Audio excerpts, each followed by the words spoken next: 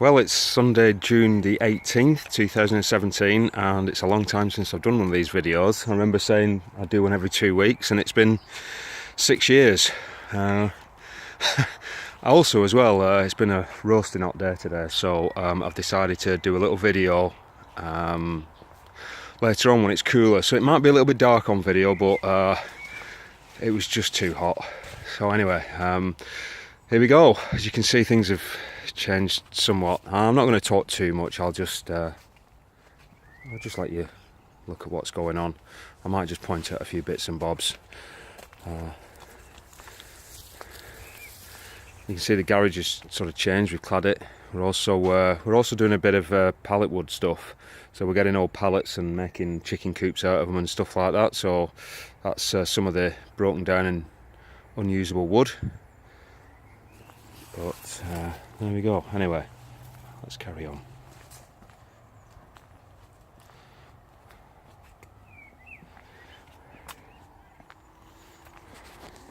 The chicken coops to the right. You can see we've got lots of teasels and love the purple fennel. And oh look, bit of wildlife. That's Bert. You see the chickens. Had a bit of a dust bath today. They've absolutely loved it. We've got ducks as well now. We've got a few coal ducks and various other bits and bobs. You'll see further on. Pond's developed lovely, as you can see. It's sort of starting to mature really nicely. The water lilies have all been flowering today. It's a shame we missed them. We've got bog bean and there's all sorts of stuff going on in the pond. You can see probably the water rippling with the fish. It's funny because we started off with a lot of coloured fish and we've ended up with a lot of black fish. But we've got a resident kingfisher that keeps popping around and taking the fish, which I ain't complaining about. But obviously the kingfisher seems to like the coloured ones. They're obviously easy to spot. So we're going to end up with black fish, which is nature, I guess. And that's okay. I'm happy with that. Primulas are in full flower at the moment, which are lovely. More euphorbias. And it's a shame you didn't. Well, I've actually done a little video this morning because we got a lot of poppies flowering, as you can see, and the bees have been just absolutely all over them. So I'll be putting the video up as well on that. Okay, well we've got this is sort of quite woodlandy. Lots of hydrangeas and teasels and various bits and bobs. Alchemilla. Just been watering as well, so excuse the mess. Beautiful poppy. That's Romney Coulteri.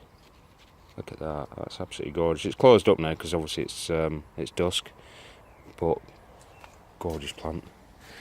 Greenhouse. This year we're growing, I think it's 52 tomatoes. I've got about 30 of my own variety, which was Black Dragon crossed with a plum. I've got some original Black Dragon seeds that I've started off again to see the differences, and there's a dramatic difference actually. It's amazing how they've changed over the years. We've also got some Mountain Magic in, which are supposed to be really blight resistant, because last year we had a lot of problems with blight. So we'll see how those goes. I guess those are going to just be like a little bit of a backup plan. Also as well, the peppers are just in. They're a little bit leggy at the moment. They're doing okay. They'll come back. I'm going to nip them out. We've got some chilies as well. Okay. Around the back of the greenhouse has changed a little bit. It's become our comfrey cutting area. We use comfrey for making all sorts, to be honest with you. Comfrey tea, and we're using it as a compost accelerant, and also as well we chop and drop it now for just basically a mulch. Which just seems to be working really well. But to be honest with you, even if it didn't work well, the great thing about comfrey is bees absolutely love it. You can see now that it starts to get a little bit old. You can see some mildew on it, so all that will be cut down and you'll get a fresh flush, which actually you can see the flush coming up at the back there. Nice fresh flush with more flowers, and that really does keep the bees incredibly happy. They love it. Anyway, let's move on. Sorry about the light. It's obviously the sun's quite low now, so I'm probably going to catch it in the camera a little bit. Hello. Yep. What do you want? Mr. Bumblebee. yeah, I've got a nice Agapanthus collection going on. Andrea, my girlfriend, bought me a few varieties of Agapanthus for my birthday a couple of years ago. They've done really well. These are the elephant garlic. Don't they look cool? Absolutely fabulous. And edible as well. Potatoes, Brussels sprouts. These are interesting. Celeriac, we let them flower. I thought they'd be alright for the bees and stuff like that. Completely not interested, but we kept them because it's putting a bit of shade for the marrows, and I think we're going to have a hot year this year, so we'll leave them in for a little bit longer. Borlottis. Andrea loves borlottis, she saves them a lot for winter stews and stuff like that. Sweet corn. And yeah, I sowed some oxeye daisies in a pot about 3 years ago, and they escaped, and love them, absolutely love them. They're fantastic little things, but incredibly invasive species, so you've got to be careful.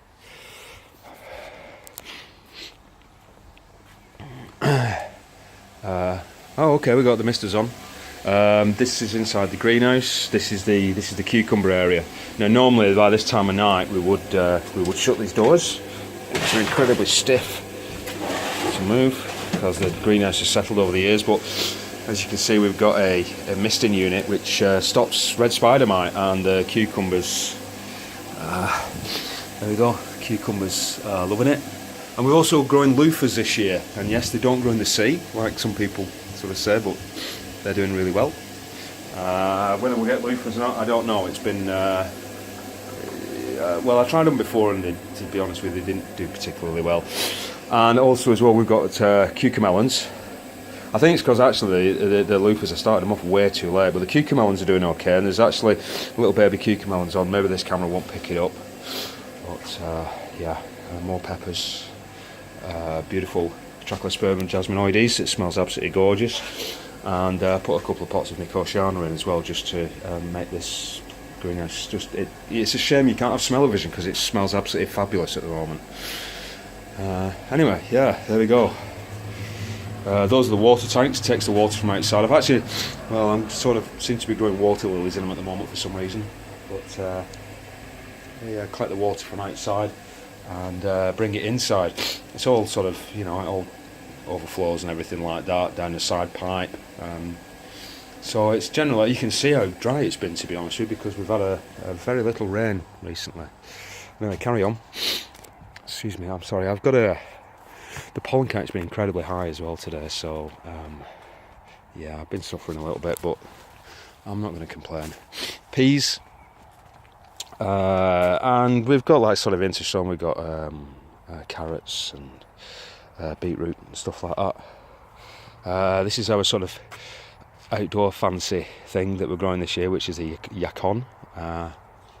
Very interesting vegetable. I grew it about 3 years ago, and it was absolutely delicious. So we thought we'd give them another go, and they're looking great.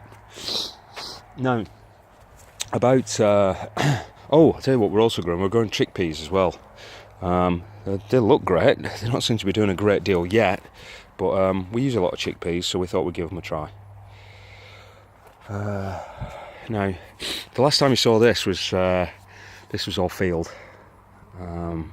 Docks, couch grass, just the usual awesome weeds that you can never get rid of.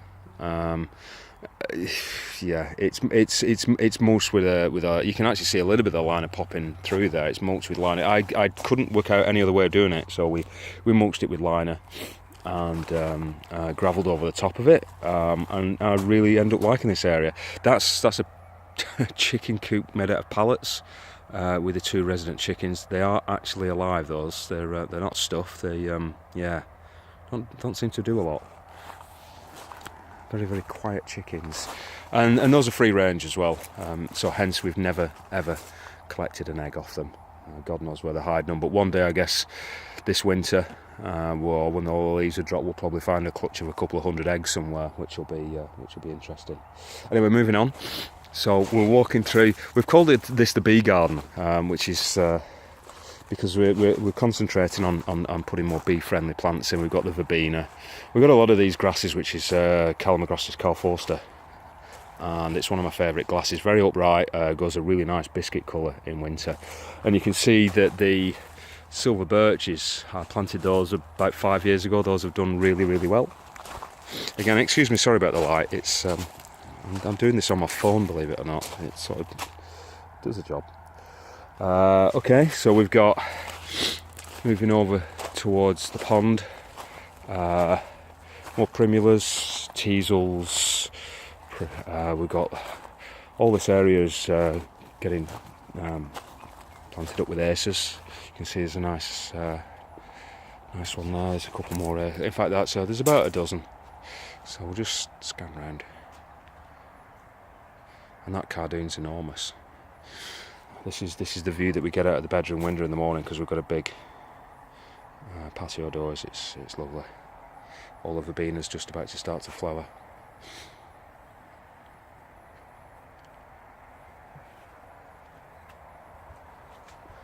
Okay.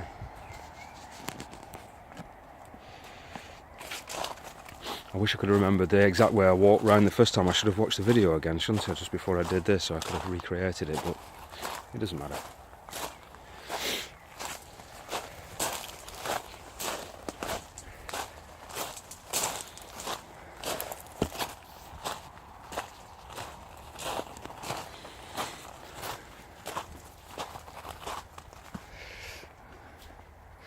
So we've got asparagus,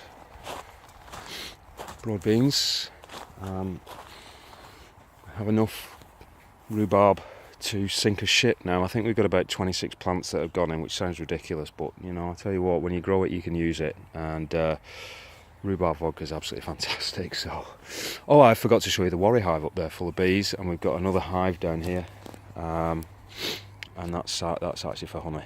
So they're doing quite well. Survived last winter. Obviously they're very quiet now. Lights going. Potatoes.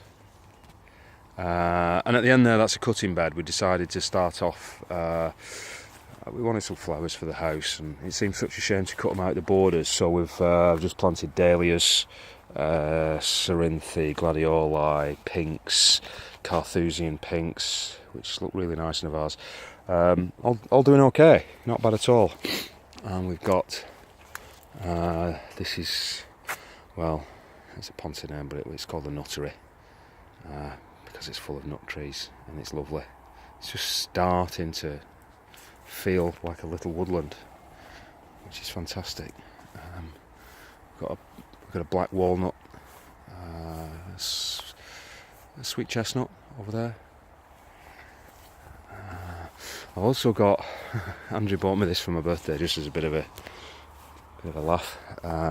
That's a hazel, and it's got the I can't remember the name of them.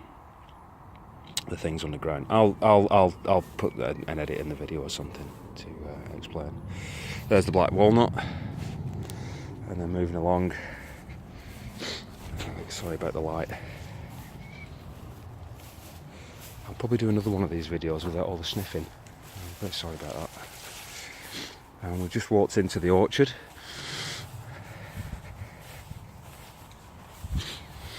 Apple trees, Asiatic pears, plums, greengages, and a mulberry tree right there.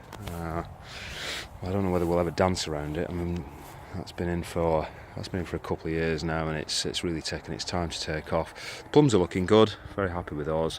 And yeah, another chicken coop. This time, oh, they've probably gone to bed. They've gone to bed. We've got little cheeky peekins in there. Yeah, I don't know whether you can see them on the video, but this is like sort of more for honour. Hello. They're probably thinking I'm going to feed them. But we're going to keep more ornamental chickens in here. Let them go when we have our barbecues and stuff like that. They're just funny to watch them. So that's the orchard. You can see that what I did, I planted a big line of trees all the way around, mainly hawthorn, but I mixed in some other things as well, and eventually we'll get a full circle grown, which will give us a bit of privacy. Let's walk round the back. Hey Pew Pew, how you doing? Hey, you okay? Cool. Right, ever onwards. This area, I'm only just developing this. To be honest with you, it was a bit of a jumble. Oh yeah, we got the summer house. Wow, I completely forgot about that. We built the summer house this year as well, which worked out really well. This area is going to be full of aces and maybe rhododendrons and bits and bobs. And you can see that we've got a lovely copper beech as well there. Which it took a couple of years to do anything at all. I was a little bit worried about it, so I'll give it a really good mulch every year and fed it with nitrogen feed and comfrey in the autumn, and it's taken off. It's probably I was a little bit too worried about it, but yeah, it's looking great now. Gorgeous tree. Can't wait to see that get bigger. And then moving along, this is the path around the back of the orchard. This is the sort of wild area. We've let this, we'll just let it do what it wants to do at the moment. We've got enough to do, so we thought that the wildlife would like it. And it does seem to attract a lot of moths and what have you, butterflies, and nettles, which I don't mind nettles, to be honest with you. I used to hate the things, but you know what? You can make nettle tea out of them. You can use them as mulch. They're good for some wildlife. And we're back again.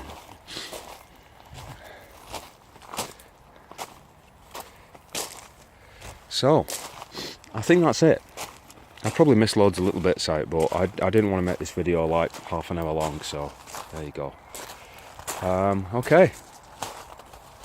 Thank you for watching. And see you again soon.